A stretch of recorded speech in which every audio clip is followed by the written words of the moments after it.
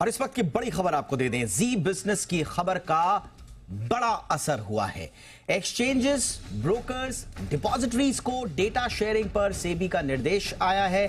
सेबी ने third party को real time data साझा करने पर पाबंदी लगा दी है। जी हां, सिर्फ उन्हीं मामलों में डेटा शेयर होगा जो मार्केट या फिर कंप्लायंस के लिए जरूरी है। और जी बिजनेस ने कल ही रियल टाइम डेटा दुरुपयोग का मुद्दा उठाया था। डेटा शेयरिंग के लिए एग्रीमेंट में साफ लिखा हो कि कहां इस्तेमाल होगा यह डेटा। ब्रोकर एक्सचेंज के बोर्ड रिव्यू करेंगे कि किस काम के लिए डेटा साझा हो। और इन्वेस्टर अवेयरनेस में डेटा का इस्तेमाल पर एक दिन पुराना होना चाहिए। ये अब नए जो नियम है वो आए हैं। डेटा शेयरिंग के लीगल एग्रीमेंट में दुरुपयोग ना हो, यह शर्त भी रखनी होगी। बहुत सारी इसकी डिटेल्स हैं। बताने के लिए इस वक्त मेरे वरिष्ठ सहयोगी ब्रिजेश कुमार हमारे साथ जुड़ चुके हैं। ब्रिजेश जी, कल मेरे ख्याल है मार्केट क्लोजिंग के टाइम पर उठाया था ये सवाल हमने, और आज असर भी हो गया। क्या बात है, डिटेल्स दीजिए। बिल्कुल दीपक, ये बड़ा गंभीर मुद्दा है, क्योंकि अच्छी बात यह है कि सेबी ने अब इस पर सर्कुलर इशू किया और हमने कल ही ये बात उठाई थी। और ये बात उठाना इसलिए ज़रूरी था कि हम हाल के दिनों में जितने भी मार्केट से जुड़े हुए फ्रॉड देख रहे हैं, जिसमें कि लोगों के लाखों नहीं बल्कि करोड़ों रुपए तक लोगों के फंस रहे हैं, लोग ठगे जा रहे हैं। और उसके पीछे एक जो बड़ी चीज़ थी कि लोगों को रियल टाइम मार्केट के डेटा का इस्तेमाल करके उनको ये दिखाया जाता था कि आपका निवेश जो है उसमें कितनी मोटी कमाई हो रही है, जबकि वो उसमें कुछ होता ही नहीं था। एक तरह से वो पूरा का पूरा डब्बा ट्रेडिंग ही था और लोगों के पैसे डूब रहे थे। तो ये सबसे बड़ी चिंता थी, मार्केट का जो रियल टाइम डेटा जो उन लोगों तक पहुंच रहा था।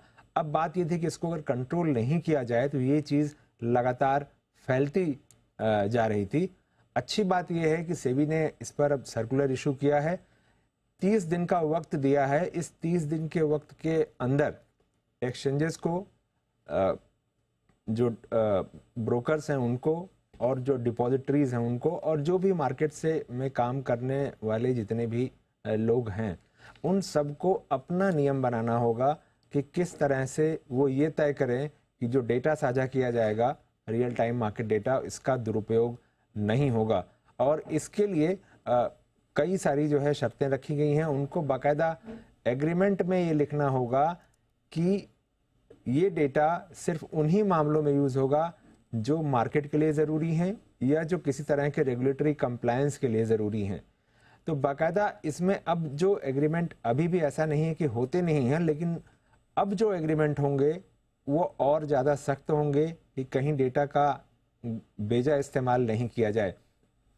साथ ही जो एक्सचेंज ब्रोकर्स के साथ या किसी और के एक्सचेंज जो ब्रोकर्स के साथ डेटा साझा करते हैं या दूसरी एजेंसियों के साथ साझा करते हैं, संभवतः एक्सचेंज भी अब ये जो एग्रीमेंट करते हैं इसकी शर्तें और कड़ी करेंगे, ताकि जो रेगुलेटर की मंशा है कि डेटा, रियल टाइम डेटा का दुरुपयोग नहीं हो, ये पक्का हो पाए। हालांकि इन्वेस्टर अवेयरनेस के जो से जुड़े जो कंटेंट बनाए जाते हैं उनमें डेटा का इस्तेमाल होगा, उस पर पाबंदी नहीं होगी, लेकिन एक दिन के लैग के साथ होगा। यानी एक दिन पुराना डेटा वहां उनके साथ साझा किया जा सकता है, पर यह शर्त होगी कि उसमें किसी तरह का रिवॉर्ड या अवार्ड टाइप की कोई व्यवस्था नहीं हो, क्योंकि ये अगर है तो ये लोगों के बिहेवियर को इम्पैक्ट करने वाला हो सकता है। अब बात यह है कि क्या इस सर्कुलर के बाद भी रुकेगा ये, और क्या और इससे जुड़ी चीज़ें कड़ाई की जा सकती है? तो इसका जवाब कोई ठोस है नहीं, क्योंकि संभवतः रेगुलेटर को और एक्सचेंजेस को और जितने भी मार्केट में काम करने वाले लोग हैं उनको डर यह है कि अगर इस डेटा को बहुत ज़्यादा रिस्ट्रिक्ट किया जाएगा तो ये संभव है कि मार्केट का जो कामकाज है कहीं वो ना प्रभावित होने लगे, और बहुत सारे लोग जो मार्केट में जुड़ रहे हैं, मार्केट से जुड़ रहे हैं, कहीं उनके लिए दिक्कत नहीं पैदा हो जाए।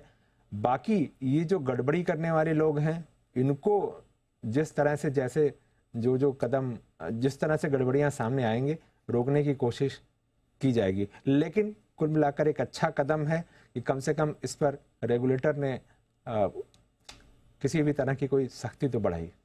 एब्सोल्युटली, और इसीलिए हमने ये रियल टाइम डेटा शेयरिंग का मुद्दा उठाया भी था और हमें खुशी है कि हमारी इस मुहिम के बाद हमारी इस खबर को उठाने के बहुत ही कम समय में ये रिएक्शन आया है, ये एक्शन देखने को मिला है। शुक्रिया ब्रिजेश जी इस तमाम जानकारी के लिए।